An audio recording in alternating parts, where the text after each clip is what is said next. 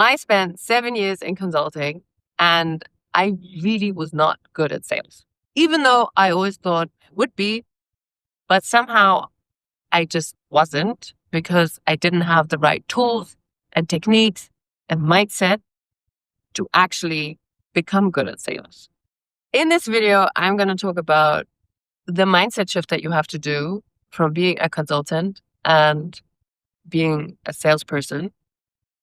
And second, how a consultant or how in consulting you sell a project and how in sales you would sell a project. I'm Tanya and I spent 7 years in consulting with Accenture and I spent 3 years with Salesforce, and everyone keeps asking me about this transition. So here it is.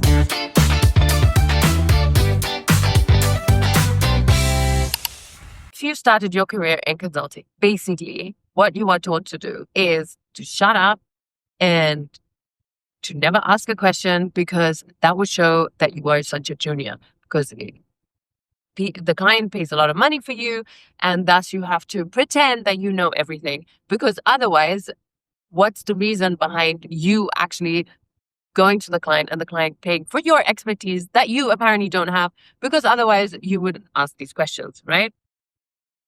So every new project looks like this. You come to the client, you take your little notebook or your laptop and you do your notes and you just listen. You listen to what the MD has to say, what the client has to say, what the project is about. You don't ask any questions. You just write down everything you don't know. And then afterwards you ask AI or you Google it, etc., so that you actually understand. Because also as a more junior person, you would just be wasting the client's time, because maybe the answer to that question that you are going to ask, your MD already knows, right? So why would the client spend time on explaining stuff for you that supposedly everybody always knows and you're the industry expert, so basically you should know anyway. Makes sense, right? The second thing you're taught to do in consulting is to always anticipate everything that the client or the customer might ask.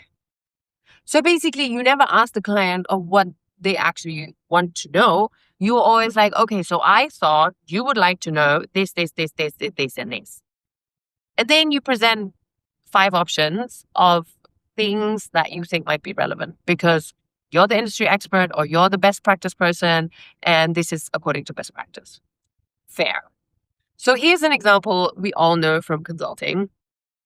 The request for proposal comes in. The partner calls you and says, look, we need to prepare the deck for this client. Let's go. And you're like, okay, the proposal comes in, you read it, you're like, okay. This is according to best practice. The slide always, is in the same structure. We understand your value, we understand your problem. This is how we would solve it. And then comes the appendix. And the appendix basically is full of 150 slides of things that the client might want to know or might be interested in or might ask, or the things that were not in the proposal, of things that you still have to put together, even though they will never see the light of day. So basically, you're there making 150 slides where maybe like 30 or 40 are going to be shown to the client. And those 150 slides are all in the eventuality of you thinking ahead and being like, okay, maybe we didn't understand the proposal right, or maybe this and this, or maybe that. All right, we've all been there, right? So the difference between this scenario and sales is so different.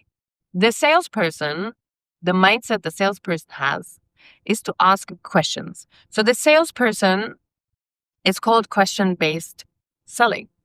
And this is what all tech companies do. Everybody does who has a product, right? And how it works is that you actually talk to the client, ask the client, and you're like, where are your pain points? And you ask specifically where the pain points are. You ask about the industry. You ask about how the processes work. You ask.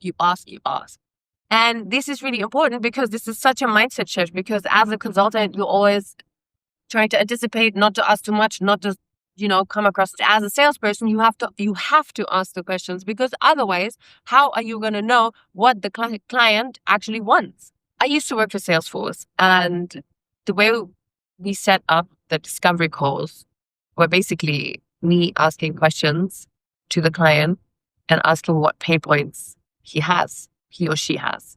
Because this way I could really match my answers to cater to those pain points. Exactly.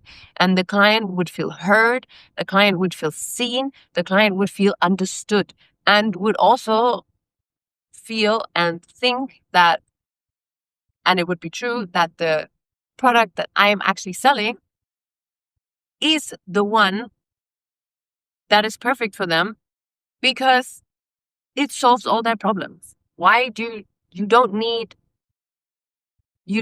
a solution or a technological solution or a customer relationship management software that can do everything, because it doesn't suit the customer. So in sales, if we as a salesperson get a request for a proposal, this is what we would do. We would try and build a relationship with the client, even though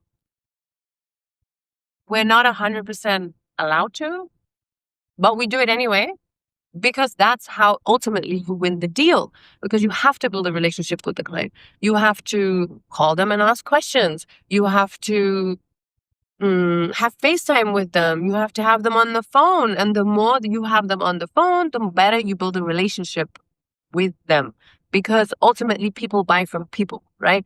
So if I ask the questions, the relevant questions, if I ask the questions, okay, where are your pain points?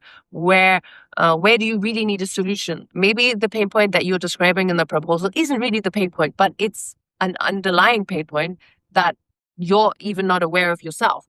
So if I really manage to work on that and understand that, then I can make my proposal and draft my proposal so much better than everybody else.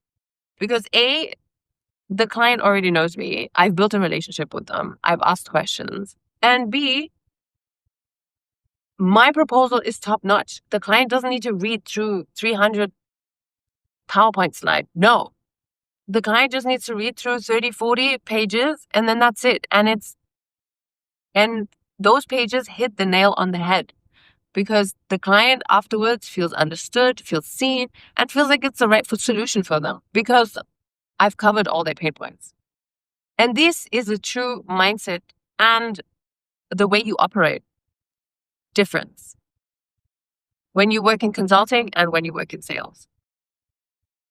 So from personal experience, of course, because I've been there, I know how hard it is to make the switch. And in order to give you a hand, I have prepared a starter kit that's linked below, with specific questions that you can ask. From my experience, the best way to structure a client lunch or dinner,